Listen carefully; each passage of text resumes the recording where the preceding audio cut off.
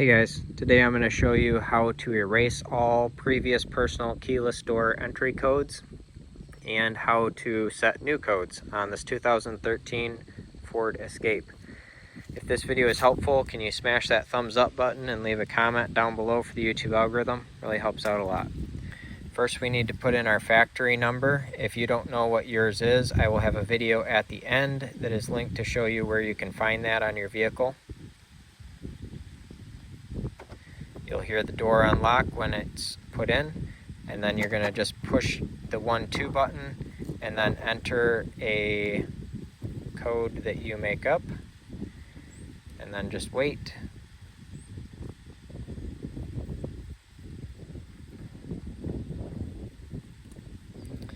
We're going to open the door, close it, just kind of reset things, and then we'll put in our code and we'll hear the door unlock. So there we've got our own personal code in there. Now to reset the previous personal codes, you're going to put in your factory code again and then push this button and then push the 1-2 button and hold it. Just kind of hold it for a 5 count.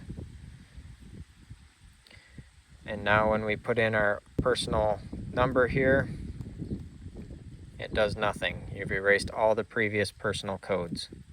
So I hope you found this video helpful. If you did, smash that thumbs up button. Leave a comment down below for the YouTube algorithm. Thank you for watching. Have a good one.